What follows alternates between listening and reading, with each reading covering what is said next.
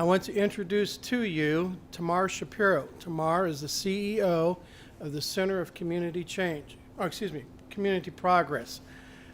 I used to be affiliated with Community Change. She is the CEO of the Center for Community Progress. Tamar is a very capable person. You can read her bio in the program. I'm not going to belabor this because we have a lot to cover, and she's more interesting than I am and a lot better looking, and I think they didn't hire her for her good looks, but which she has to make available as far as her talents, even though she's a good looking lady. So Tamar, talk to us.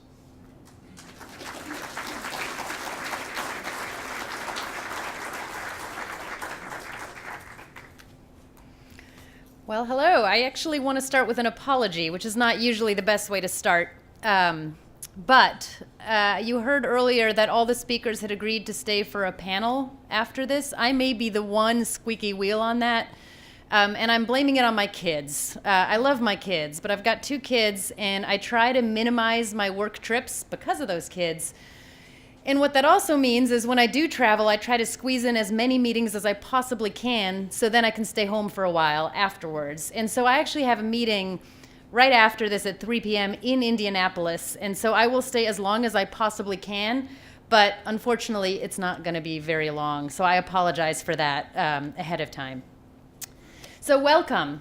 As Matt said, I'm the president and CEO of the Center for Community Progress, and I do want to begin with just a few words about that organization so that you understand who we are, what we work on, and also better understand how or whether what we work on is relevant to your goals and priorities here in Richmond and regionally.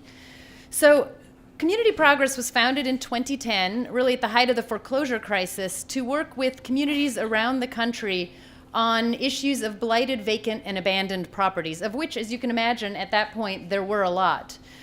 We actually work in communities that really began to see these problems as the foreclosure crisis hit. But more frequently, we're working in communities where these issues predated the foreclosure crisis. We're talking about decades of population decline and job losses and need to rethink economies, and that's sort of the most typical kind of place where we work. But we work in a whole wide range of communities.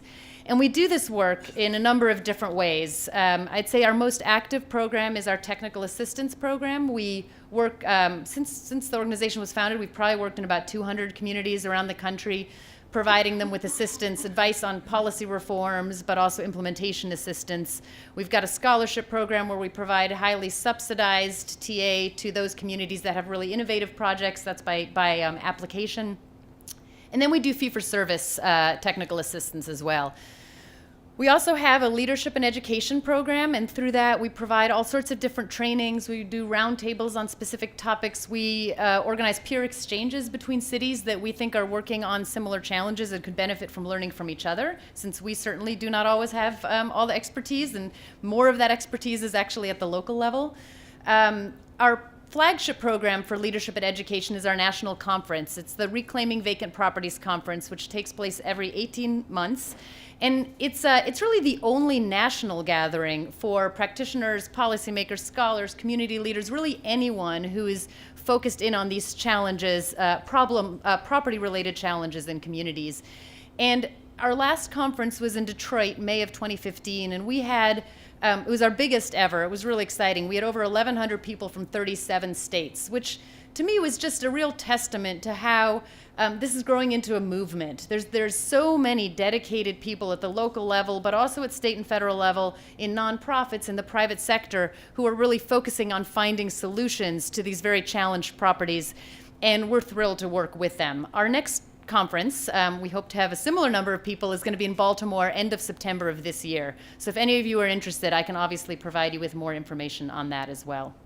And then finally, we do policy and research work as well. We're not a research institution, so when I say research, our research is very much practice-oriented. It's more, best practices and case studies for practitioners to make sure that we can use the fact that we're in touch with so many local partners around the country and we know what's going on in other places. We can use that knowledge to help inform practice and practitioners through best practices and case studies. And then our policy work, a little bit different from that. we believe that even though most of our partners are at the local level and that's where we're most active, we are a national organization. And we believe that our local partners are really only going to be able to be effective, or they will be most effective, I should say, if they have supportive state and federal policies and investment frameworks. That, I think we've got a long way to go before we actually have that, but it is our goal to help work towards that, and that's what our policy program tries to do, both at the federal level and then in states where we see opportunities. Obviously, we're a relatively small organization. We can't possibly be active in all states, but where we see opportunities, we try to engage. So, couple key threads that run throughout all our work that I want to address up front. I think they're very important to understand both what we do and also what we don't do and what's sort of beyond the scope of our organization. And the first is, as I mentioned, that we do work on properties. So tax delinquent, blighted, vacant, abandoned, foreclosed, everything that we call problem properties. That's our focus. And that might seem pretty narrow because as an organization, our goal really is, and I would imagine it's a goal that many of you share, to revitalize communities. And we recognize that revitalizing communities takes a lot more than dealing with properties. You need a workforce strategy, job creation strategy, economic development, public safety, public health. And we understand that. No one organization is going to be able to take on all of those pieces. The reason we're focused on property, though, and why we think it's so important is because we believe that by addressing property issues, you can actually achieve outcomes in all of those different areas as well. So, for example, there's a lot of research out there, most of it coming out of the University of Pennsylvania, that shows very clearly that effective greening strategies for vacant lots can have a significant impact on public safety in a neighborhood. Or if you think about rehab, rehabbing homes, old homes, many of which have lead or mold in them, can have significant public health outcomes, particularly for kids living in those homes. And then, if you take it one step further, if you remove mold from a home and a kid no longer has asthma and is able to go to school, well, then that connects you to the education realm, and suddenly you have lower absenteeism. And if you're talking about economic vitality in a community, I would never suggest that having sort of robust housing markets and decent property values is the only aspect of economic vitality. It certainly is not, but it's an important one.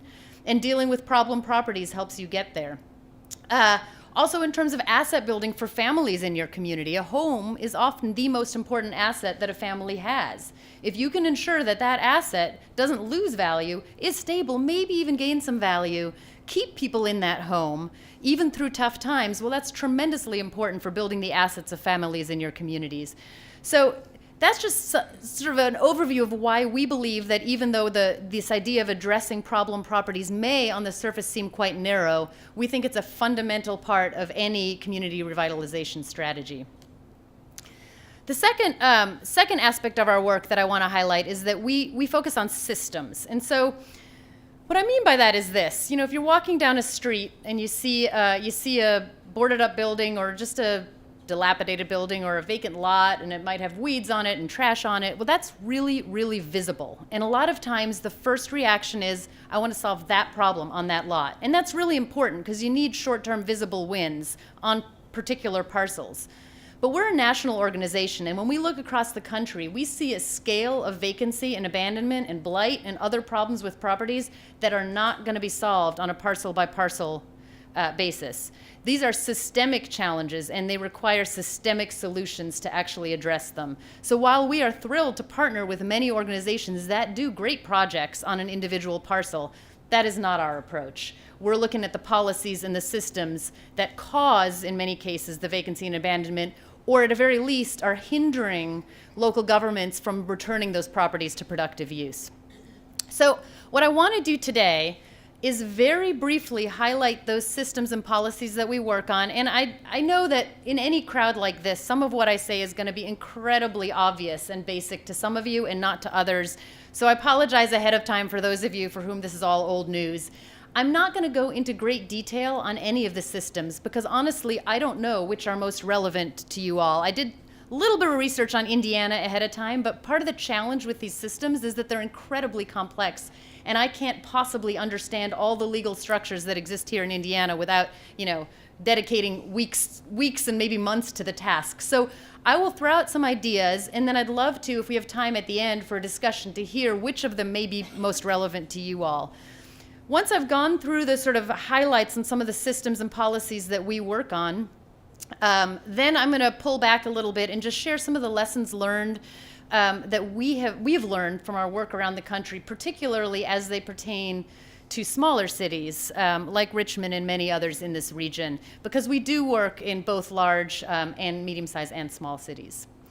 So in terms of the systems that we focus on at our organization, I would say roughly they fall into 3 different buckets. And the first bucket is, what are the policies that you can use to prevent properties from getting worse? So the sort of the prevention bucket. And I would throw in there, or at least the ones we work on in there, relate to tax delinquency and foreclosure, they relate to code enforcement, and then also rental regulation. The second bucket is, all right, you've already got a lot of vacant properties, which my sense is that's actually not so much the challenge right here in Richmond, but I could be wrong about that. But if you have an inventory of vacant properties, what do you do with them? How do you acquire them, maintain them? How do you get them back into some sort of responsible ownership and productive use? And then finally, what are the reuse options? That's sort of the third bucket that we work on as an organization. So starting very briefly with prevention, and starting with the absolutely fascinating topic of tax delinquency and foreclosure. We're really pretty geeky at our organization. We love talking about tax foreclosure. We may be the only people in the world, but it's incredibly important. Tax delinquency is one of the most important early warning signs for things that are going wrong, not just with that property, but in an entire neighborhood. And part of the reason for that is, you might think tax delinquency is because comes from an inability to pay taxes, and that may be the case, and I will address later on some of the things that need to be done to deal with the fact that certain people simply don't have the income to pay their taxes. Certainly a problem. But more often than not, tax delinquency is actually not related to an inability to pay. It's related to how people perceive their own neighborhoods and whether it seems like a sensible economic decision to them to invest any money in taxes or in their property. And so as such, it's just a very valuable indicator of how people perceive their own neighborhoods and of troubling trends that may be heading in the direction of that neighborhood. Tax foreclosure is also a way to deal with the problems. It's a pretty good early intervention system. I say good, I'll get back to that in a second. It's imperfect pretty much everywhere. But tax foreclosure is one means of taking a property that has been neglected and abandoned and vacant for a long time and getting it back into productive use. So the problem is, and I always hesitate to generalize about anything related to tax foreclosure because every state has a very different system and some states have multiple different systems within one state. But what they almost all have in common is that they are slow and inefficient. And so, we try to work with communities to understand how those processes can be made a little bit more efficient. Does it really make sense that you have a tax sale and the previous owner has had every opportunity to redeem that property up through the tax sale? Then you have the tax sale and you still have a redemption period afterwards. That's a pretty big disincentive for anyone to want to buy that property and put it back into productive use. Or tax liens, or I believe here they're called tax certificates. Many local governments sell those to investors. That's great if your primary interest is a short-term infusion of cash, which many local governments need. We understand that. But we've done a lot of work on this in places like Rochester, New York, and other locations. And what we've found is what the local government is actually doing is giving away the most valuable thing they have related to that property, which is the ability to control to some extent what happens on it. Once you sell that tax certificate, most likely outcome is that property will never be foreclosed upon fully. We'll just cycle back into the delinquency process, go through foreclosure again, and in the meantime, it's deteriorating and affecting every single property around it and the entire neighborhood. So I think thinking through how those tax systems can be made efficient is really important. They also need to be fair, and I will come back to that in a little bit later on, because you never want to make something efficient at the expense of fairness. So rental regulation, I had a couple conversations yesterday, actually, when I got into town about rental regulation, because it sounded to me like you all had rental stock that may be substandard in many cases, and a significant rental stock. And I mentioned the words rental regulation, and the reaction was, well, that'll never fly. Everybody's opposed to that. Landlords are opposed to that. And I guess my response to that is I don't think of landlords as the enemy. I think of them as a very important part of a community. I also believe that most landlords are trying to do the right thing. Not all, probably almost certainly not all, but many. And why don't we try to develop rental regulations that actually provide incentives to those who are doing the right thing? Make it not just about penalties, but make it about incentives and rewards. And if you're at all interested in this, I would encourage you to look at a program that was developed in Brooklyn Center, Minnesota, which is a city that's not that different in size from Richmond, Indiana, and that has developed a really great performance-based rental regulation system that actually, I'm not going to suggest that there weren't any hiccups in trying to implement it, but it has significant support from landlords, which is, not what you would expect, and that's because of the way it's structured. So I would encourage you to take a look at that as well, just so that the rental stock can also be, up to the quality that residents expect and deserve. Moving on to a topic that I've already heard mentioned a couple times since I've been in town. This is now not the prevention bucket anymore. This is what do you do once you got vacant properties. We work a lot as an organization on land banks and land banking. It's one of our key areas of focus. So I always feel a little funny saying what I'm about to say next, which is that I think it's often not the right solution for a community. It can be absolutely fantastic. But one of the key things that happens with us is that communities will come to us from around the country and they'll say, hey, you all are expert on land banks, we want a land bank. And the first thing we say back to them is, well, stop for a second and think about what your problem actually is and think about whether a land bank is actually going to solve that problem. And it's interesting how frequently the answer is no. So land banks, as you probably know, in part because there was just very recent legislation here in Indiana related to land banks, they're public or quasi-public, sometimes nonprofit entities, usually not, that take on land that have, this is our view of what we see land banks doing around the country. Land banks can do many different things, but this is the most common version. They take on properties that have significant liabilities, usually the ones no one else wants. They've got back taxes, they've got murky title, they didn't sell at tax sale, and the land bank will take them and usually has the legal tools through state legislation to clear the back taxes, to clear the title, and therefore get it back into productive use. I guess I want to just share two lessons that we've learned in our work about land banks around the country and leave it with you, since some of your communities may be thinking about whether you want a land bank or not. The first is land banks don't really do very much if they're used in isolation. They need to be tied into the other systems that relate to these properties. So they need to be tied in an effective way to the tax sale. They need a way to get that inventory out of the tax sale process. Otherwise, they don't have any inventory to deal with. Also, if they don't have funding, they're not going to be successful. So, we often we find that people come to us and they say, well, let's just create this new entity, and all that land that nobody else wants to deal with, that has all those liabilities on it, well, they'll just deal with it. But they can't deal with it without funding any more than anyone else can deal with it without funding. They've got certain legal tools, true, depending on how the legislation is set up, that makes it easier, but they still need funding. It is unrealistic, we believe as an organization, to expect any entity to take all that property that no one else wants and to be able to do something miraculous with it if you're not providing funding. And it sets land banks up for failure. So it's one thing that we just encourage any community thinking about a land bank to think through very carefully. And my understanding, and I could be wrong, so please correct me if I am, but my understanding is that the state legislation here in Indiana does not provide a funding source, which is a real problem if you're trying to create an effective land bank. So that's all I'll say about land banking. As you can tell, I feel strongly about this one because it can be so tremendously useful, and yet it very often is not the way it's set up.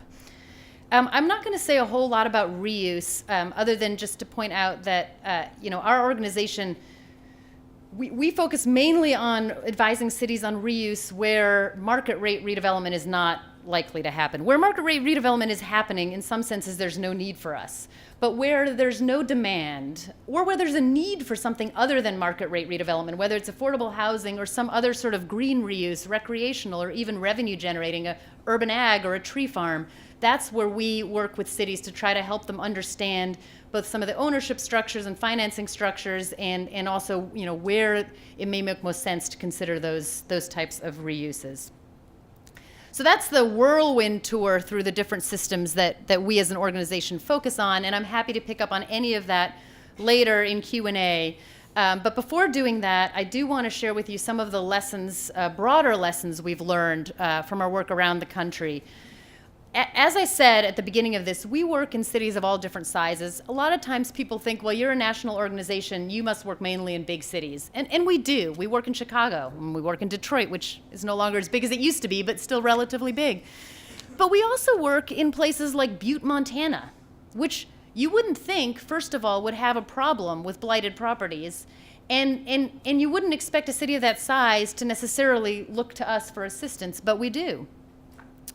I would say most of our work is somewhere in between. Most of our work is in mid-sized cities. Our headquarters is in Flint, which is a city of about 100,000 people. It used to be 200.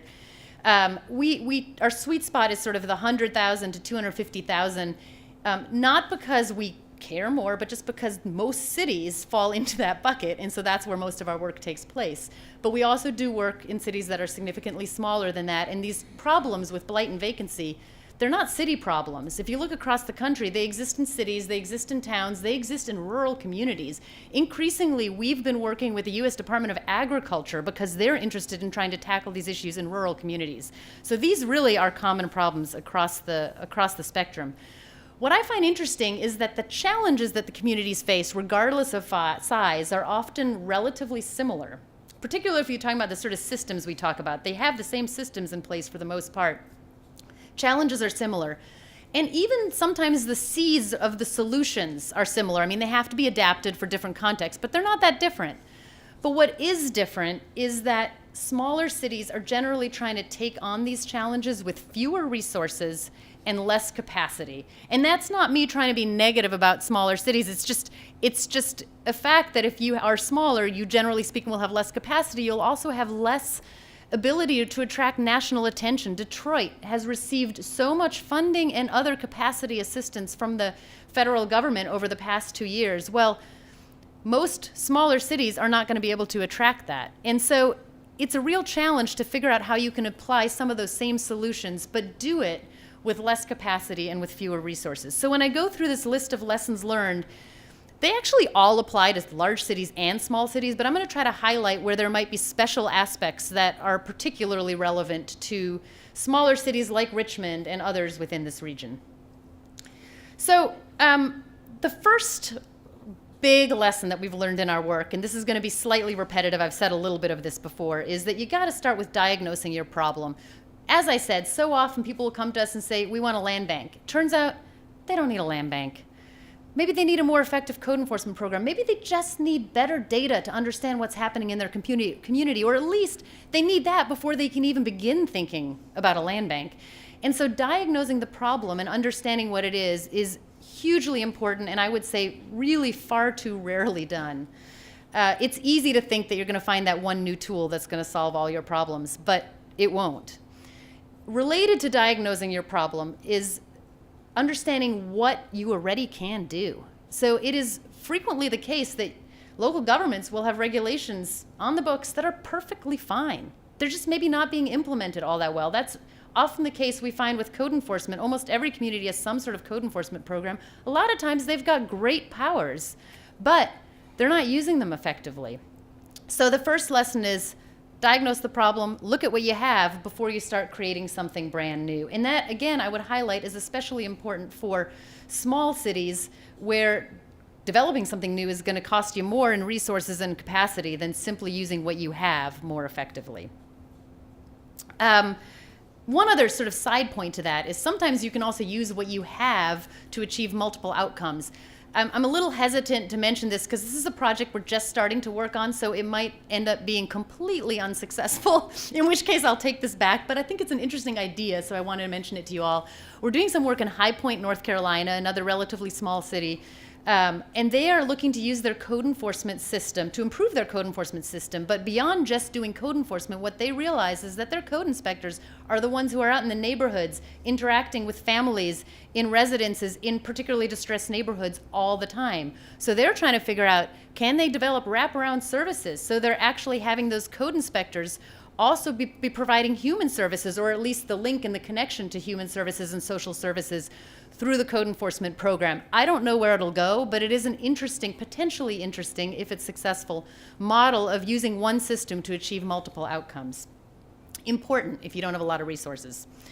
The second big lesson is that one size fits all really doesn't work, which is not a surprise to anyone. I don't think it works for t-shirts. I don't think it works for policies. I don't think it ever works.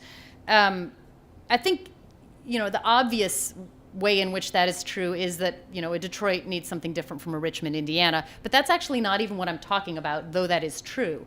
What I'm talking about is within a single city, one size does not fit all. It is amazing if you actually have data and look at what's going on in different neighborhoods in one single city, how different neighborhoods can be. And each one of those different neighborhoods with different market conditions, different resident capacity, is there a CDC, is there a block group, how different the strategies need to be effective under those different conditions. A lot of times the pushback that we get on this is, well, that's unjust if you're applying different strategies to different parts of a city. I'm just going to highlight one example to push back on that idea that this is unjust or inequitable. I actually think quite the opposite. Code enforcement, as an example. There are some neighborhoods where if you impose a hefty fine on an owner of a property, that owner's probably going to pay, they'll have the ability to pay, and they'll probably fix up the property. Those are the stronger neighborhoods. They'll fix up that property because it's worth it to them to fix up the property in a stronger housing market.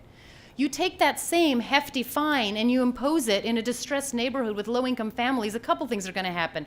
First of all, you're targeting people who don't have the ability to pay, let alone the ability to fix up the property.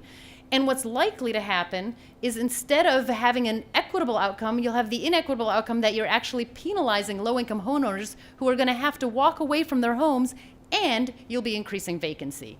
So, that's sort of that's a high-level example, but I use it just to point out that you really do have to think very carefully about being strategic and applying different strategies in different areas.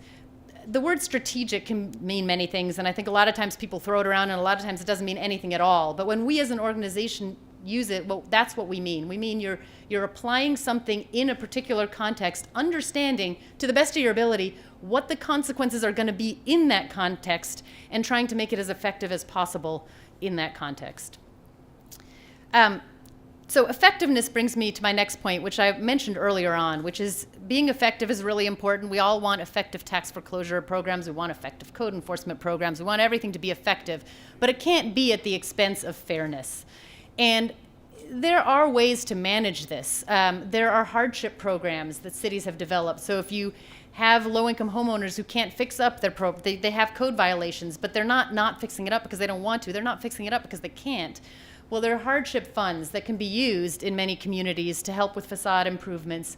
And that's really important because the last thing you want to do is penalize those residents who actually want to stay in the community, who are dedicated to the community.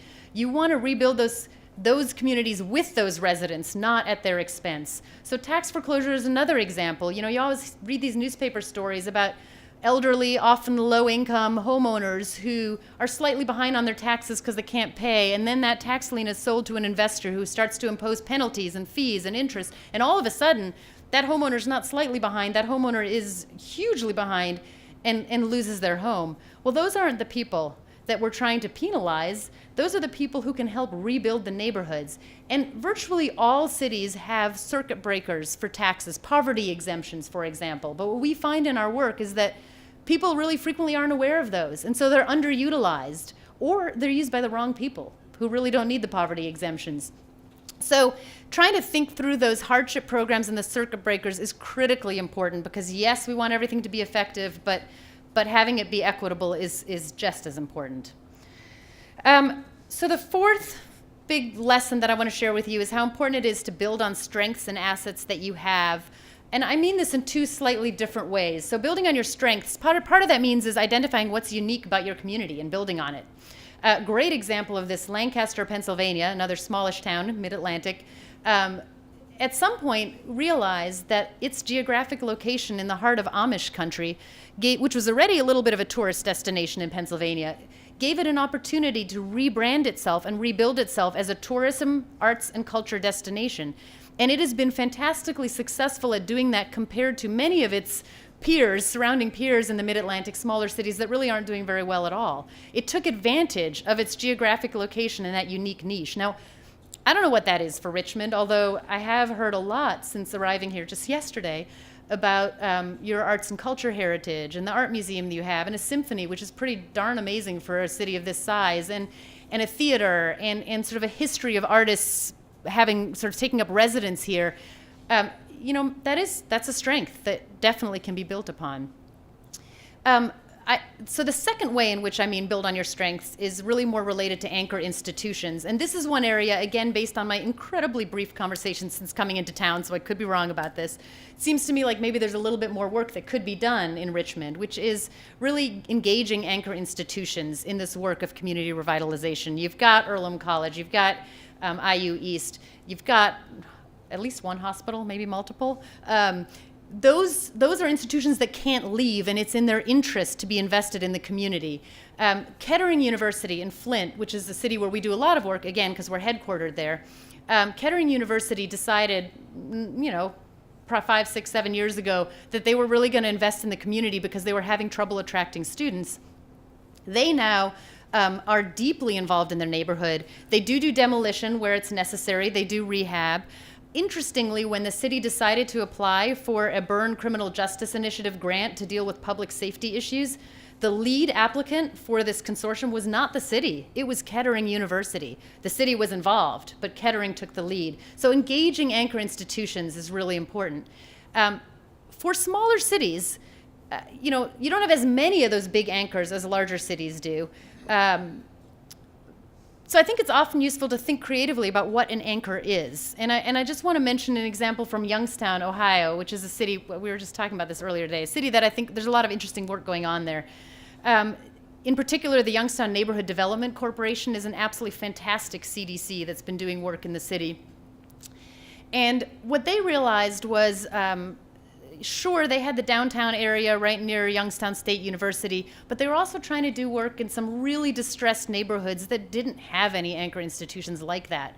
So they thought, well, what could be the anchor? And they thought about elementary schools. And in particular, they found one elementary school that had, they did all the data crunching to figure out that it had the largest number of kids that walked to school of any of the elementary schools in Youngstown. And the reason that was so important was because that meant the families lived near the school and they were more likely to be invested in the neighborhood. So they started with that school, and they developed an approach called, I always get it mixed up, asset-based microplanning. I usually call it micro-based asset planning or something, but they call it asset-based microplanning. And the idea behind it is take whatever asset, no matter how small, whether it's an elementary school or a church or the fact that there's a pretty strong neighborhood association, build off of that. In Youngstown, they worked with a school district, and they tried to YNDC took on just a few blocks around the school. They didn't promise transformational change, because there was no way in this neighborhood that was going to happen over the short term. They said, in these few blocks around the school, we're going to make visible changes. And they did. They demoed some buildings, they rehabbed others, they did vacant lot cleanups, they engaged the kids from the school and the families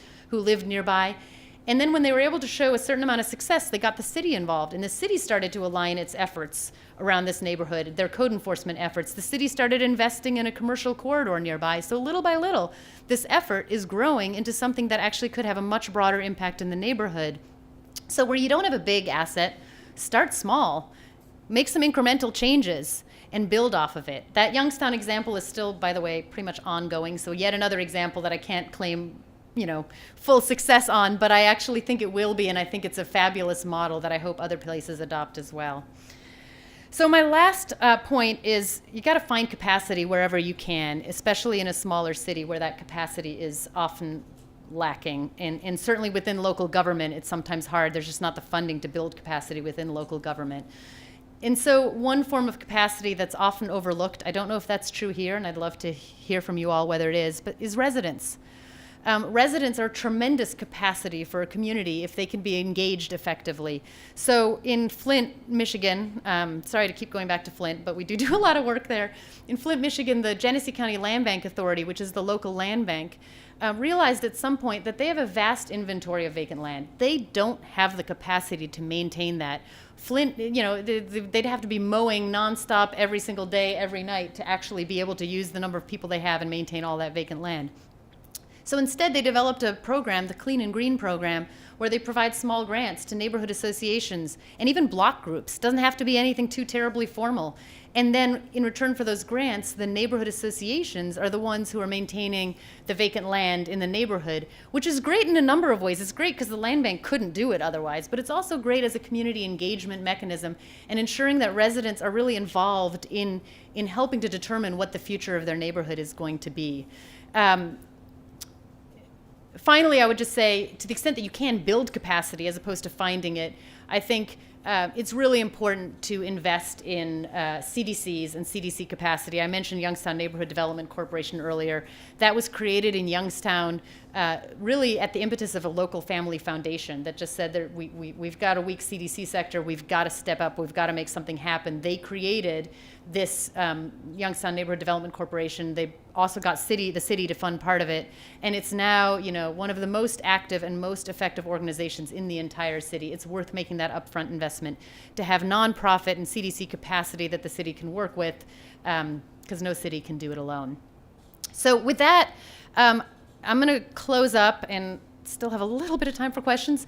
I just want to very briefly again, go back to Flint. I actually started the week in Flint, which may also be why it's on my mind so much. I was up there Monday and Tuesday meeting with the mayor and with other local partners about, not surprisingly, the water crisis and about sort of the community development impacts of that crisis and responses to the crisis.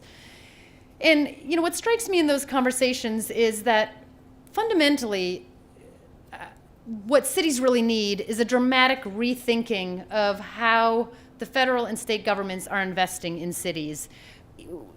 Flint is the tip of the iceberg. The lack of investment in infrastructure in that city, Flint is not alone. There are going to be so many other cities that face challenges like the one Flint is facing right now. And it's because we don't value and invest in the infrastructure and in our cities in a way that we should. That's going to take a dramatic rethinking, which I got to tell you, and this is sort of my pessimistic moment, I don't see anything dramatic on the horizon, certainly when I look at the federal government. That's not to say that there can't be improvements, but I don't see anything dramatic on the horizon. I just would encourage you all to continue to work towards that, though, because I think it's really important. And at the same time, to try to develop some of these bottom-up approaches, sort of more homegrown local approaches that can make a really big difference in the meantime as we're pushing for a real rethinking in this country of how we invest in our communities. Thank you.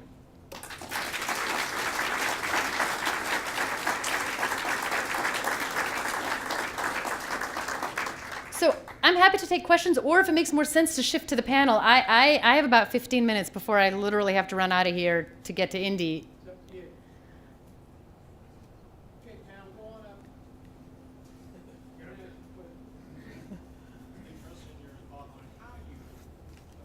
Can you speak a little louder? It's actually hard to hear. How do you evaluate effective enforcement,